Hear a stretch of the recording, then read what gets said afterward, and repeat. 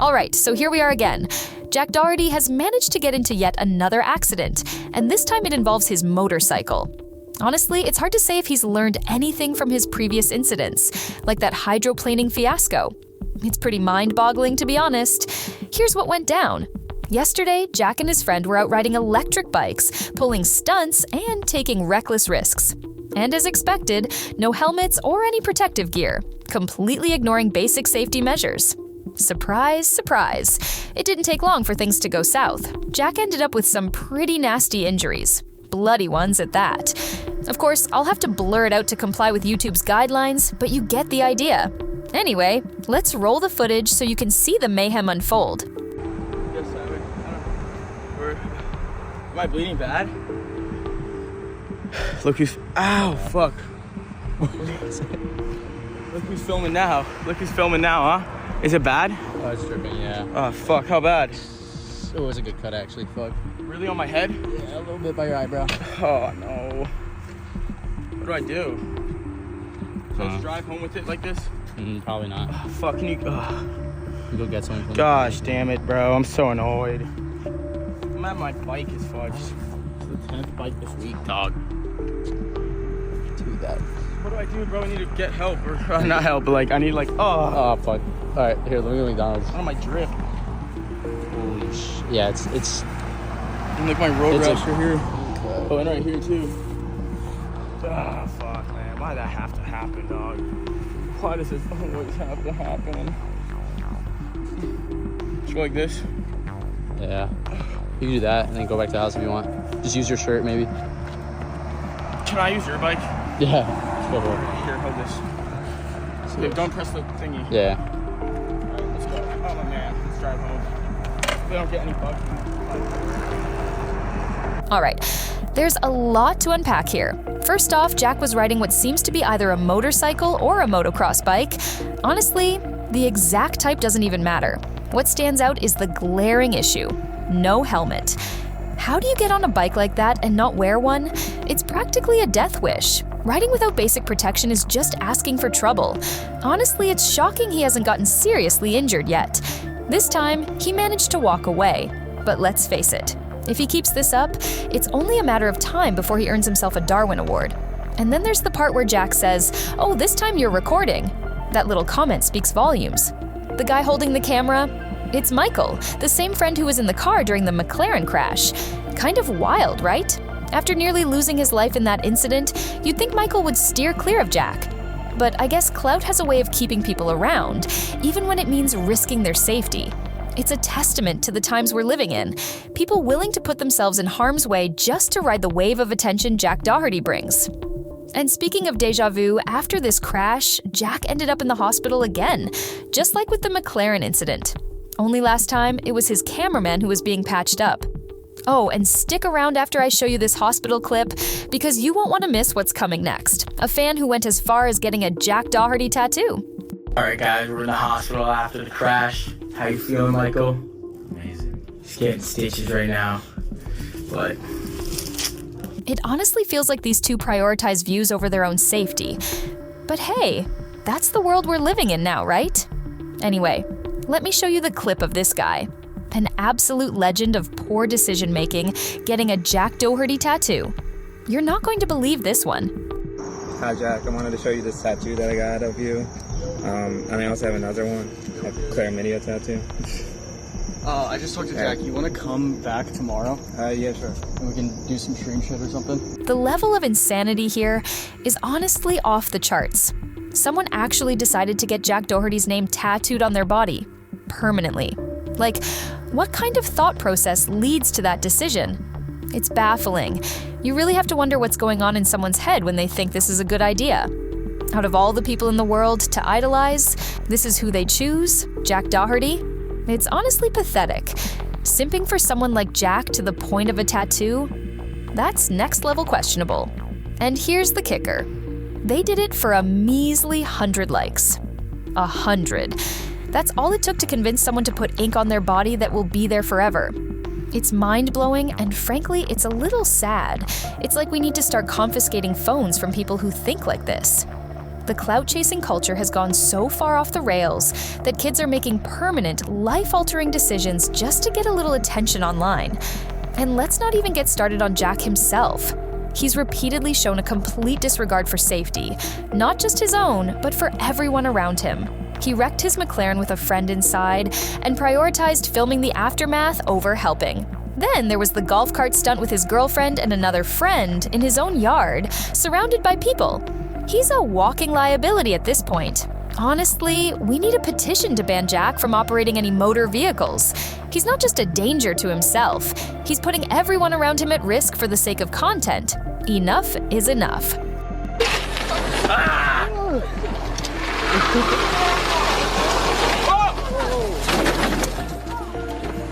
Oh! Yo! Oh, McKinley, you okay? No! McKinley, I'm so sorry. I'm so sorry, McKinley. Oh, McKinley. No. Ah!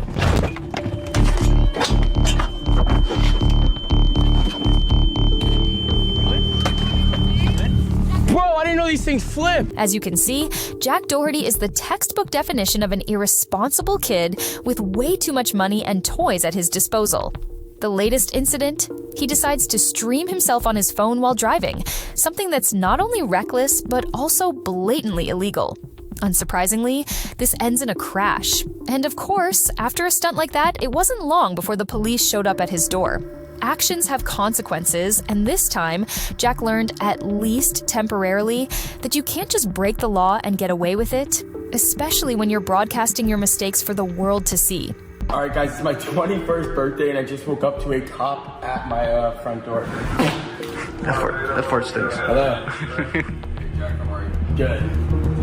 Basically, it's just a citation for wireless communication driving while based on the footage online about you. They cut it up. I wasn't on my phone. Yeah, I have to issue. I have the original clip. I wasn't on my phone. Alrighty, Jack, you're welcome to explain that for you. Yeah, it's almost comical how Jack tried to argue with the cop, claiming he wasn't on his phone, when he literally streamed it himself for the entire internet to see. Like, Jack, my guy, you basically handed over the evidence on a silver platter. It's one thing to deny something, but when the receipts are your own live stream, what are you even doing? And don't get me wrong, I'm not trying to snitch on the dude. I mean, you know I'm keeping it real, holding it down like I'm in the hood with NBA YoungBoy. But seriously, the clip is everywhere. There's no wriggling out of this one, Jack. You played yourself. That's all pretty much. Do you have any questions? Yeah. I was on my phone. Innocent until proven guilty, I guess. Yep. No, I'm kidding. Hey, have a nice day. Man. Thank you, man. Yeah. Every media company cut up the videos, make it seem like I was on my phone at the time of the accident when I wasn't. You can watch the original video. I was not on my phone. This situation is genuinely terrifying when you think about how badly it could have ended. Jack was driving a high-powered vehicle in the rain while on his phone. That's the ultimate recipe for disaster. I hate to sound like someone's mom, but it's the truth. Jack and his friend could have easily lost their lives in that accident. It's not just reckless, it's downright irresponsible. The worst part? Jack isn't taking any of this seriously. Instead of reflecting on what happened and changing his behavior, he's using the entire incident as a way to promote himself and churn out content. It's frustrating because it shows a complete lack of maturity and awareness about how close they came to tragedy. Now, in the clip I just showed you, Jack only got a citation for being on his phone while driving. And because this happened in Florida, the penalty is absurdly lenient, a $30 fine and no points on his license. That's it. Jack's walking away with a slap on the wrist, which is a shame because honestly, it might have done him some good to face more serious consequences. I mean, let's be real, Jack in prison, at 5 feet 6 inches and 120 pounds, he wouldn't last a day. No offense, but he's not exactly built for survival in that kind of environment. And as if things couldn't get more ridiculous, Jack decided to spin the situation into more content by gifting his cameraman a jet ski. Sure, a jet ski is a cool gift, but it feels like a pretty weak consolation prize for nearly ending the guy's life. It's like, sorry I almost killed you, here's a toy for the water. The whole thing is just another example of how disconnected Jack is from the seriousness of his actions. Your new jet ski. sir. All right, guys, I got my filmer a brand new 300 horsepower supercharged jet ski as a I'm sorry gift for, getting me in that McLaren crash. Exactly. The logic here is just mind-blowing. We nearly died in a high-powered vehicle, so let's celebrate by buying another high-powered vehicle and gifting it to the guy I almost killed. It's the equivalent of sending an alcoholic to rehab and greeting them at the door with a six-pack and a bottle of vodka. It's absurd. Jack's behavior shows a total lack of responsibility or understanding of the gravity of the situation. This wasn't just a minor slip-up. They could have actually died. Yet, instead of reflecting on how close they came to tragedy, they're out here laughing it off like it's some kind of joke. I mean, sure, maybe they're using humor to cope, but there's a fine line between coping and outright dismissing the seriousness of what happened. At some point, Jack needs to realize that this carefree, reckless attitude isn't just immature, it's dangerous. And unless he wakes up to the reality of his actions, it's only a matter of time before something far worse happens. He's been wanting this for literally ever. It's my birthday today, but it's our birthday after what I put him through a couple days ago. All right, guys, so my filmer Michael just got back, and now I'm gonna surprise him with his new Michael David. Oh, you're Yeah. Oh, Your new jet ski. you dead ass. Yes, sir. Yo, my heart's racing. Holy dead ass. Yes, sir. Oh, I'm glad you like it. You're the best, bro. We were literally talking about this yesterday. Was it worth it? Car crash? Yeah. You said that for us. Thank you. Of course, bro. You're a legend, dog. Kiss. Sorry. Exactly. The reality is, Jack will never learn. He's a 21-year-old living in his own bubble, completely detached from reality. Wreck a multi-million-dollar McLaren? No big deal. Next day, buy a jet ski for his friend like it's pocket change. The lack of reflection or consequences is staggering. And let's not forget the cherry on top. After the crash, he booked Lil Baby to perform at his birthday for a whopping $200,000. Who does that? It's like he's operating on a whole different plane of existence where consequences don't apply and money solves everything. Jack Doherty is essentially the poster child for reckless privilege. The sad truth is, when you're living in dreamland with endless resources and no one to hold you accountable, why would you change? He's not just ignoring the lessons. He's actively doubling down on his behavior. Honestly, it feels like nothing short of an intervention or a real wake-up call will stop him at this rate.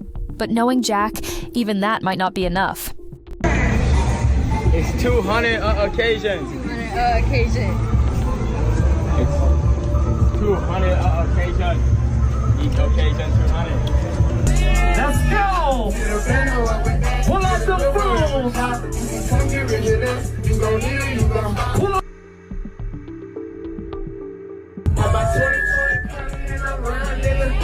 Jack's story is a wild one, isn't it? Here's this young guy with a McLaren, an absolute beast of a car that most people couldn't handle on their best day. For Jack, though, it's not just a car, it's his ticket to thrill-seeking chaos. And unsurprisingly, he crashes it. Not just a scrape, but a full-blown, life-threatening wreck. His cameraman, right there, inches from disaster. It's terrifying when you think about how close they came to something irreversible. Here's the problem. Having a mountain of cash when you're young makes you feel invincible. For Jack, wrecking a car worth more than most people earn in years is just another day in his chaotic world. Why? Because he can. He can replace it like it's no big deal.